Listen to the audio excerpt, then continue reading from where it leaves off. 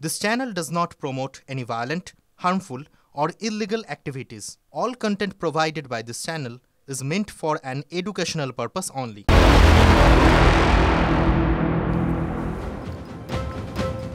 নমস্কার, আমি মঞ্জিরা। টিভি9 স্পেশালে আপনাদের সকলকে স্বাগত। চারিদিকে ভোটের হাওয়া বইছে, আর এটা নতুন করে বলে দেওয়ার প্রয়োজন নেই।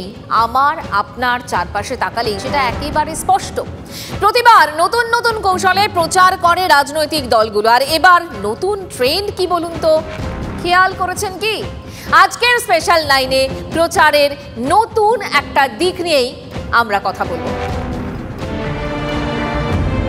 স্বাধীন ভারতে প্রথম লোকসভা ভোট হয়েছিল 1951 সালে। 2024 সালে অনুষ্ঠিত হতে চলেছে 18তম লোকসভা ভোট। 1951 থেকে 2024, 73 বছরে দেশের ভোট চিত্র আমূল বদলে গেছে।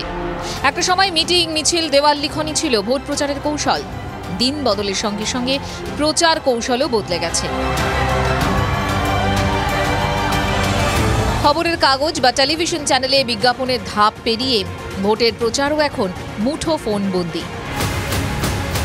মানুষের কাছে পৌঁছে যাওয়ার অন্যতম হাতিয়ার সোশ্যাল মিডিয়া। তবে সোশ্যাল মিডিয়ার বাজারেও প্রধানমন্ত্রী নরেন্দ্র মোদীর দুটো ফোন কল প্রচারের নতুন হাতিয়ার হিসেবে সামনে এসেছে। বাংলার 2 মহিলা বিজেপি প্রার্থীকে ফোন প্রধানমন্ত্রী।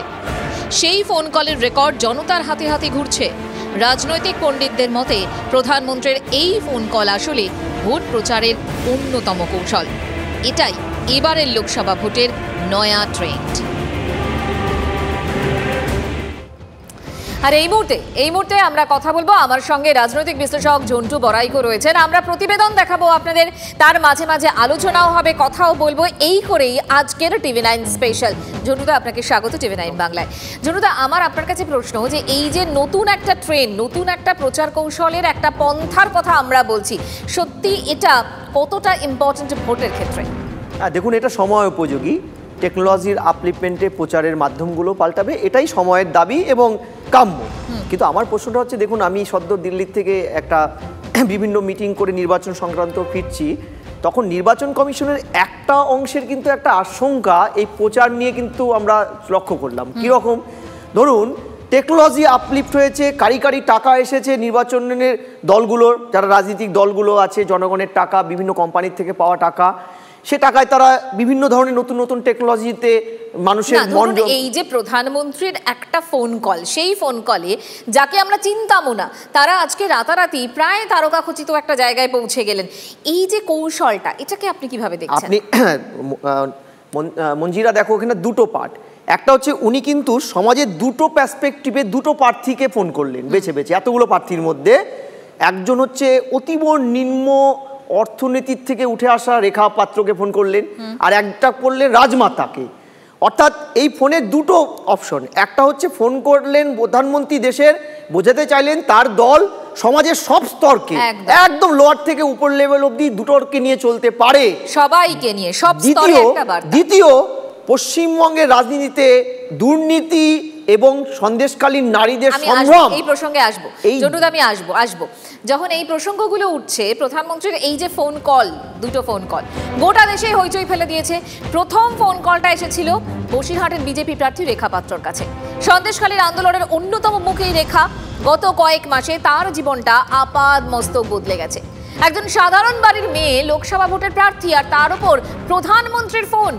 রেখা এখন গোটা দেশে আলোচনার বিষয়। রেখা জি, নমস্কার। নমস্কার প্রধানমন্ত্রী জি।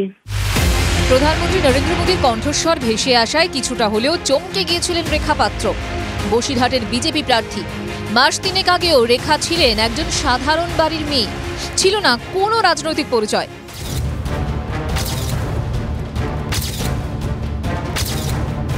তবে সন্দেশখালী আন্দোলনে ছবিটা একটু বদলে যায়। ছোট্ট শিশুকন্যাকে কোলে নিয়ে প্রতিবাদে পা মেলানো, পুলিশের দরবারে গিয়ে অভিযোগ দায়ের, ম্যাজিস্ট্রেটের কাছে গোপন জবানবন্দি দেওয়া, তার ভিত্তিতে গ্রেফতারি। রেখা বুঝতেও পারেননি তার জীবনটা একটু একটু করে বদলে যাচ্ছে। যেন কোনো পার্টিতে না থাকে, কোনো পঞ্চায়েতে না থাকে, কোনো মা বোনেদের এলাকায় যেন ওরা না থাকে, ওদের ইমিডিয়েটলি ওদেরকে অ্যারেস্ট করতে হবে, ওদের যাবজ্জীবন কারাদণ্ড দিতেই হবে। প্রথম টার্নিং পয়েন্ট যদি হয় বিজেপির প্রার্থী তালিকায় নাম থাকা, তাহলে দ্বিতীয় টার্নিং পয়েন্ট প্রধানমন্ত্রীর ফোন। প্রার্থী হিসেবে বিজেপি রেখার নাম ঘোষণা করার পর সন্দেশখালিতেই বিরোধিতার মুখে পড়তে হয়েছিল রেখা পাত্রকে, কিন্তু প্রধানমন্ত্রীর এক ফোনে সব বিরোধিতা হাওয়ায় উড়ে গেল। নরেন্দ্র মোদী যেন বুঝিয়ে দিলেন रेखा पात्र तार प्रार्थी। आपका ये जो आत्मविश्वास है ना, आप जरूर दिल्ली पहुंचोगी और आप जरूर चुनाव जीत करके आओगी। रेखा जी, संदेश खाली में आपने इतनी बड़ी लड़ाई लड़ी है, आप एक प्रकार से शक्ति स्वरूपा है। आपने इतने ताकतवर लोगों को जेल भेज दिया। आपको अंदाजा है कि आपने कितने बड़े साहस का काम किया है। আমার সাথে 15 মিনিট কথা হয়েছে, আমি তো খুশি হলেও ঘাবড়েছিলাম, ওই জন্য 15 মিনিট লেগেছে। তো উনি আমাকে আশ্বাস দিয়েছে উনি আমাদের সন্দেশখালী মা বোনেদের পাশে আছেন, নির্যাতিত মায়ের পাশে আছেন।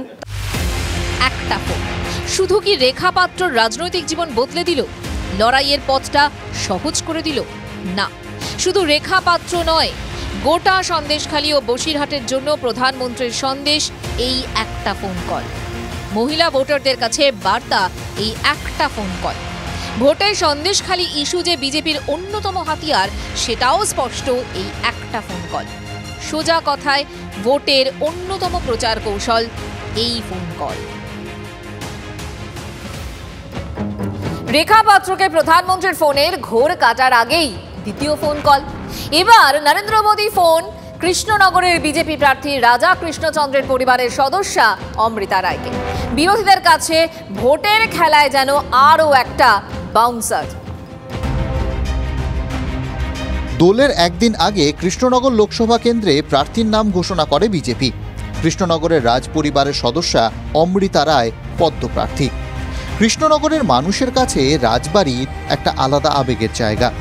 কৃষ্ণনগরের রাজবাড়ি অনেক অনেক ইতিহাসেরও সাক্ষী, পর্যটকদের অন্যতম আকর্ষণ। সেই বাড়ির একজনকে প্রার্থী করে বিজেপি প্রথম চমক দেয়, আর দ্বিতীয় চমক রানীমাকে স্বয়ং প্রধানমন্ত্রীর ফোন। अमृता जी नमस्कार। नमस्कार मोदी जी। সন্দেশখালীর রেখা পাত্রকে ফোন করে প্রধানমন্ত্রী বার্তা দিলেন নারী নির্যাতনের প্রতিবাদে মহিলাদের লড়াইয়ের পাশে দাঁড়ানোর। আর অমৃতা রায়কে ফোনে প্রধানমন্ত্রীর বার্তা দুর্নীতি ইস্যু নিয়ে। নতুন সরকার গঠন হলে ইডি সিবিআই এর হাতে উদ্ধার হওয়া টাকা নিয়ে নিজের পরিকল্পনার কথাও জানালেন প্রধানমন্ত্রী। तो आप पब्लिक में जरूर बताइए कि मोदी जी से मेरी फोन पर बात हुई है और उन्होंने कहा है कि बंगाल के लोग विश्वास करें कि जो 3000 करोड़ रुपए ईडी ने अटैच किया हुआ है, वो 3000 करोड़ रुपया गरीबों का पैसा है बंगाल के, और वो उनको वापस देने के लिए कोई न कोई रास्ता में खोजूंगा। ये जरूर बताइए आप लोगों को। हम बोलेंगे। মোদিজির কথায় আমি ভীষণ সাহস পেলাম যে ওনার মতো একজন ব্যক্তি আমার সঙ্গে এইভাবে কথা বললেন বা এইভাবে আমায় গাইড করলেন। সব থেকে বড় কথা, মোদিজির এখানে চোখ আছে, তো সেটা আমি নিশ্চয়ই চেষ্টা করব যতটা সম্ভবভাবে এটাকে মোদিজিকে উপহার দেওয়া জিতে। সন্দেশখালীর মতো এই রাজ্যে দুর্নীতিও একটা গুরুত্বপূর্ণ ইস্যু, যা নিয়ে বেশ বিপাকে শাসক দল। সেই ইস্যু নিয়েও যে বিজেপি ছেড়ে কথা বলবে না, সেটা পরিষ্কার রানীমাকে করা প্রধানমন্ত্রীর ফোন কলে। পাশাপাশি এই ফোন কল খুলে দিল প্রচারের একটা নতুন দিক, দুর্নীতির দায়ে উদ্ধার হওয়া টাকা ও তার ব্যবহার। জটুদা আপনার সঙ্গে রয়েছেন, আমার সঙ্গে আপনার কাছে আমার যেটা প্রশ্ন সেটা হচ্ছে, একদিকে যখন আপনি যেটা বলছিলেন যে দুটো ইস্যু, একদিকে নারী নির্যাতনের প্রসঙ্গ আর একটা হচ্ছে দুর্নীতি ইস্যু, এই দুটোকে অ্যাড্রেস করা, সঙ্গে সঙ্গে আমরা কি বলতে পারি যে একেবারে বিরোধীদের দাঁড়িয়ে দাঁড়িয়ে এই প্রচার কৌশলে গোল দিলেন প্রধানমন্ত্রী, তাই নয় কি? দেখুন, সোশ্যাল ইঞ্জিনিয়ারিংয়ে বিজেপি মতন রেজিমেন্টের দল যে অনেকটা এগিয়ে আমরা বারবার প্রমাণ পেয়েছি। আপনারা চন্দ্রনা বাউরিকে যখন প্রার্থী করা হলো বিধায়ক হিসেবে, বারবার দেখাচ্ছে তিনি বিধায়ক 100 দিনের কাজ করছেন। হতদরিদ্র বিজেপির মতন একটা এলিট পার্টি, তারাও যে সোসাইটির এমন লেভেলের মানুষকে প্রতিনিধিত্ব করতে পাঠায় ভাবে। দ্বিতীয়, প্রধানমন্ত্রী যা লাস্ট যে প্রথম প্রচারে যে বারবার এসেছেন, দেখবেন বারবার বলেছে মহিলাদের কথা, কারণ তিনি ভালো করে জানেন যে এই রাজ্যে সমান সমান মহিলা এবং পুরুষ ভোটার, 3 কোটি সামথিং পুরুষ, 3 কোটি সামথিং মহিলা ভোটার, এবং নতুন ভোটার 18 থেকে 21 বছরে যে নতুন এনলিস্টেড ভোটার, তাদের একটা বড় অংশ এই রাজ্যের মহিলা। এবার প্রশ্নটা হচ্ছে এই মহিলা ভোটারটা কিন্তু কার্যত তৃণমূলের ঘরের ভোটার, কারণ বিভিন্ন ধরনের সোশ্যাল ইস্যুসগুলোতে, বিভিন্ন ধরনের সোশ্যাল ওয়েলফেয়ারে মহিলারা ডিরেক্ট বেনিফিটেড। এখানে কিন্তু মোদি প্রথম থেকেই মহিলা ভোটারকে টার্গেট করেছে, শুধু নয়, সন্দেশখালী মহিলা নির্যাতনটা এটা একটা প্রাইম ফ্যাক্টর করে নিয়ে কিন্তু রেখাকে মুখ করে এই প্রচারটায় তিনি কিন্তু একটা নতুন দিগন্ত তুললেন। একটা দিগন্ত নারী নির্যাতন হয় এই রাজ্যের ক্ষেত্রে নয়, গোটা দেশের ক্ষেত্রে একটা উদাহরণ। একদম। দ্বিতীয়, আপনি দুর্নীতি, এ রাজ্যে আমি বারবার বলি, এ রাজ্যে কিন্তু সরাসরি 100% লোক ডিরেক্ট ইনডিরেক্ট তৃণমূলের দুর্নীতির দ্বারা প্রভাবিত। জরুর আমি আসবো বাংলার এই দুই প্রান্তের দুই প্রার্থীকে ফোন করে কেন্দ্র দুটির গুরুত্ব নরেন্দ্র মোদী বাড়িয়ে দিয়েছেন অনেকটা, যেটা চন্টুদাও বলছেন। আরও কয়েকটা জিনিস লক্ষ্য করার মতো, একজন সাধারণ দলিত পরিবারের মেয়ে রেখা পাত্র, অন্যদিকে রাজ পরিবারের বধূ অমৃতা রায় সমাজের সব শ্রেণীর মানুষকে এক এক করে একটা এক করার বার্তা দিচ্ছেন নরেন্দ্র মোদী, নিজের দল থেকে বিরোধী সবার কাছে স্পষ্ট বার্তা, লোকসভা ভোটে এরা নমর প্রার্থী। আসলে নরেন্দ্র মোদীর প্রচারের এই কৌশল নিয়ে বিরোধীরা কি বলছে শুনুন।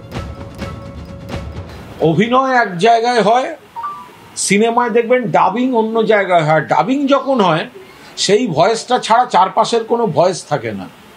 আপনি দেখবেন প্রধানমন্ত্রী যখন কথা শুনছেন তখন অন্যদিকের যে একটা স্বাভাবিক সাউন্ড থাকে, একটা হু হা থাকে, বা স্বাভাবিক একটা তরঙ্গের সাউন্ড থাকে, সেটাও নেই। একটা অপূর্ব ডাবিং করার পরিবেশে একটা কল বেছে বেছে দুই প্রার্থীকে যে ফোন করেছেন প্রধানমন্ত্রী বলে প্রচারিত, সেই ফোন কলগুলো মার্কেটিং করছে বিজেপি। মার্কেটিং সবকিছুই তো প্রচারের কৌশলে নামিয়ে দেওয়া হচ্ছে। আমি আপনাকে ফোন করব, কেমন আছেন, কি করছেন জিজ্ঞেস করতে, সেটা যদি আপনি এখন মিডিয়ার বুম অন করে রাখেন তাহলে তো সেটা আসলে আপনার খোঁজ নেওয়াটা গুরুত্বপূর্ণ হলো না, আপনার শরীর স্বাস্থ্যটা গুরুত্বপূর্ণ হলো আমি খোঁজ করলাম সেটা মিডিয়ার মাধ্যমে লোক জানতে পারলো কিনা। বামপন্থীরা এই ধরনের প্রচার কৌশল কখনো চায়নি যে অন্ধকার টানেলে যাব গাড়ি করে, খালি আমার মুখটা দেখা যাবে। আমার মুখ দেখানোর জন্য রাজনীতি নয়। আমার মুখ যতটা উজ্জ্বল দেখায় ক্যামেরার সামনে, গোটা ভারতবর্ষের 99% খেটে খাওয়া মানুষের মুখ ততটা উজ্জ্বল দেখাবে রাজনীতি, আসলে ওই কারণে। জনুদা, আমরা বিরোধীদের বক্তব্য শুনলাম, বিরোধীরা যাই বলুন না কেন এবারে নরেন্দ্র মোদী বলেছেন 400-র একটা টার্গেট তিনি সেট করে দিয়েছেন। আমরা যদি দেখি সত্যি তো শুধু এ রাজ্য বা গোটা দেশের বিভিন্ন রাজ্যের ক্ষেত্রে কেন, সংসদেও আসলে আস্তে আস্তে বিরোধীদের সংখ্যা কিন্তু কমছে। সেক্ষেত্রে এই যে প্রচার একটা কৌশল, এই যে স্ট্র্যাটেজি, এই যে টার্গেট বেঁধে দেওয়া নরেন্দ্র মোদীর এই যে বিষয়গুলো, সেগুলোই কি বিজেপিকে অনেকটা এগিয়ে দিচ্ছে? একদম ডেফিনেটলি। আমি তোমাকে বলি যে আজকের যুগটায় কিন্তু একটা পরিষ্কার দিক যে জো দিকতা হয় ও বিকতা হয়। এই যে একটা কথা, এটা কর্পোরেট স্টাইল, সেটা তো পলিটিক্সে চলে এসছে। এবং আশ্চর্যজনকভাবে তোমাকে বলি মঞ্জিরা, আজকে বামপন্থী এই ভদ্রলোকের কথা শুনছিলাম, আমি তোমাকে বলি একটা সময় ছিল 80-র দশকে বামপন্থীদের প্রচুর টাকা থাকার পরেও তারা লাল চা খেত জনগণের মাঝখানে, এটা দেখানোর জন্য হয়তো তাদের সততা ছিল যে আমরা তোমাদের লোক।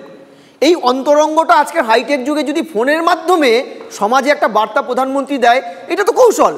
প্রত্যেকটা স্টেপই তো রাজনীতিতে কৌশলের পার্ট। তুমি কিভাবে জনগণকে তোমার দলের অ্যাড্রেসটা করতে পারছো, বিজ্ঞাপনটা দিতে পারছো, বিজ্ঞাপিত করতে পারছো। তোমাকে এর রিফ্লেকশনটা কেমন হবে বলে মনে হয়? আমি তোমাকে পরিষ্কার বলি, দেখো আজকে দুজন প্রার্থী যাদেরকে তুমি আমি কয়জনের চিনতাম, এলাকার মানুষ কয়জন চিনতো, তারা প্ল্যাকার্ড নিয়ে অরাজনৈতিক রেখা পাত্রকে চাই না চিৎকার করছিল, যে তাদের এক্সপেকটেশন ছিল কোনো বড় মাপের কেউ দাঁড়াবে তাদের দুঃখ দুর্দশাগুলোর কথা বলতে, তৃণমূলের অত্যাচারের থেকে তারা যে মুক্তি পেয়েছে সেটা বলার জন্য, বিহিত পাওয়ার জন্য। যেই প্রধানমন্ত্রী ফোন করলেন, অর্থাৎ তাদের পদপ্রাপ্তি হলো, উন্নত হলো তারা। এখন কিন্তু সেখানে কোনো ক্ষোভ নেই।